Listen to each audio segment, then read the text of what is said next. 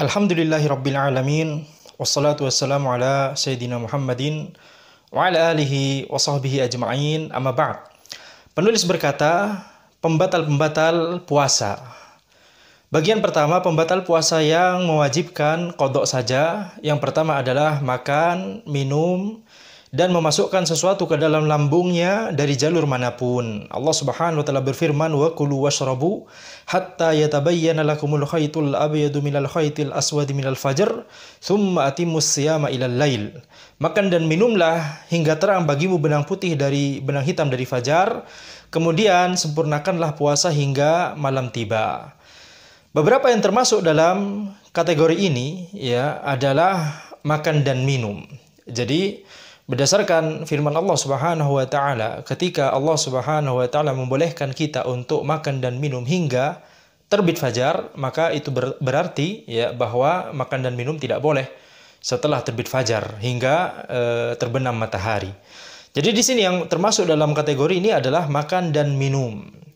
Baik yang dimakan dan yang diminum itu adalah sesuatu yang bermanfaat ya, seperti makanan, atau berbahaya seperti racun ya, atau tidak bermanfaat dan tidak berbahaya ya.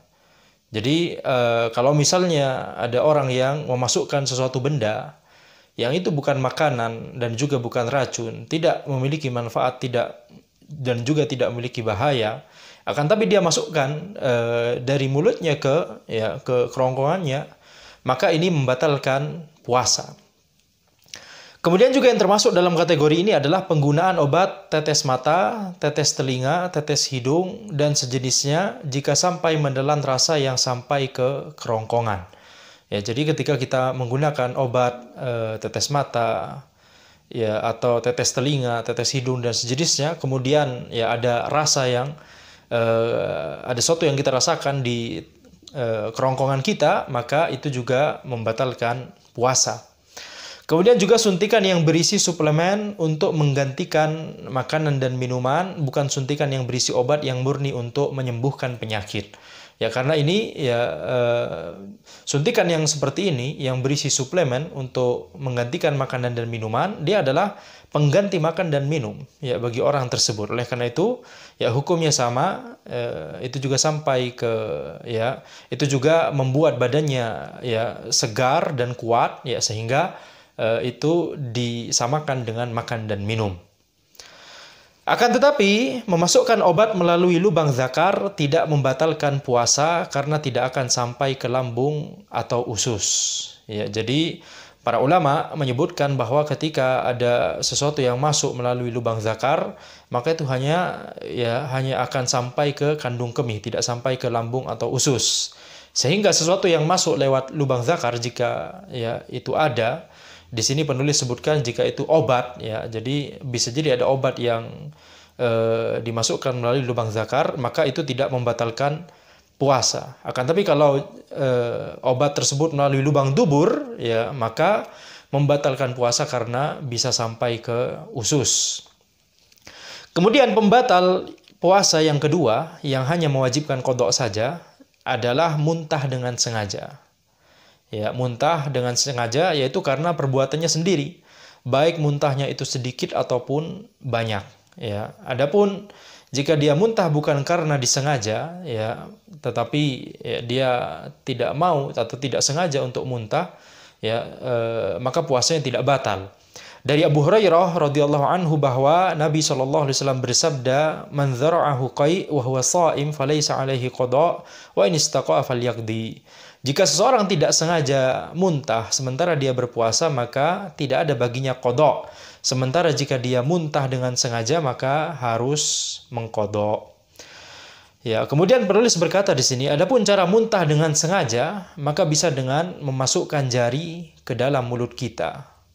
Ya, atau dengan melihat, mencium, atau bahkan mendengar sesuatu yang menjijikkan. Jadi kalau kita melakukan ya hal-hal ini dengan sengaja untuk membuat kita muntah, ya maka puasanya batal.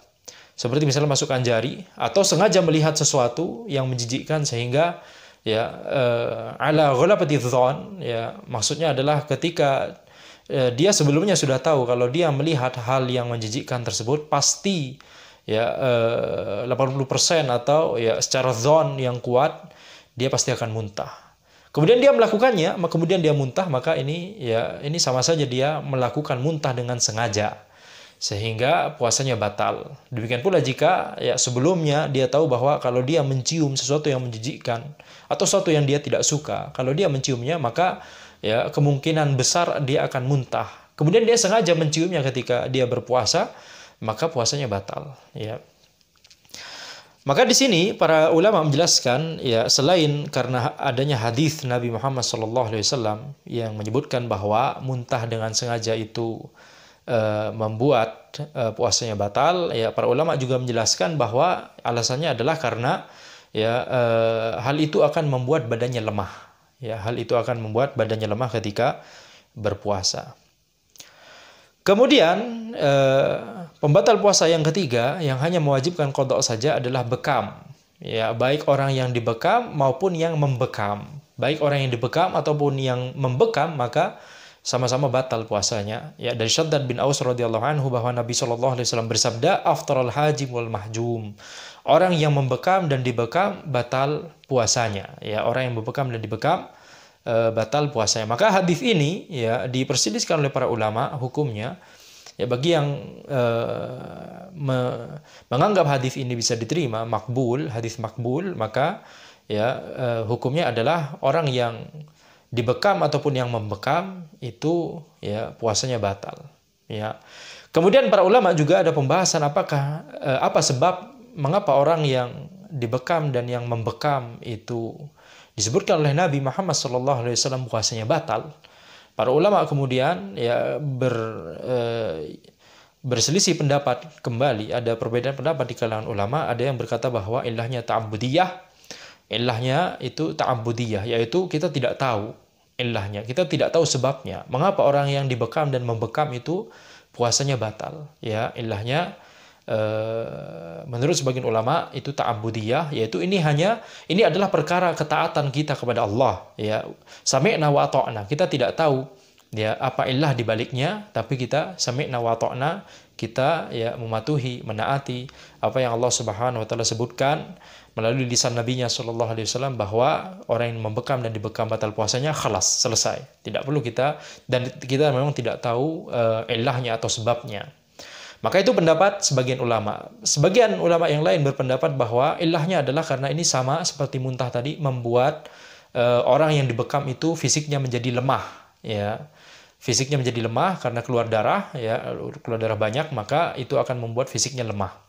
Dan orang yang membekam, kenapa kok dia batal puasanya? Karena bisa jadi ada ketika dia membekam maka ada cipratan darah yang masuk ke mulutnya sehingga tertelan. Ya, jadi menurut sebagian ulama ilahnya adalah demikian, ya. Maka konsekuensinya kalau kita mengambil pendapat ulama yang mengatakan bahwa ilahnya itu ta'abudiyah, maka ya kalau misalnya orang tersebut bukan melakukan bekam akan tetapi fasdu, ya, maka itu tidak batal. Akan tetapi bagi ulama yang menganggap bahwa ilahnya itu adalah karena itu membuat fisik orang yang dibekam itu menjadi lemah, maka ya orang yang menjalani ya teknik pengobatan fasdu atau fasad, maka dia puasanya juga batal karena darah sama-sama keluar, ya. Jadi itu akan berkonsekuensi ke hal-hal lain, ya. Apa ilah dibalik hal ini? Apakah ta'abudiyah atau membuat badannya lemah? Maka itu akan berkonsekuensi ke masalah furu' yang lain.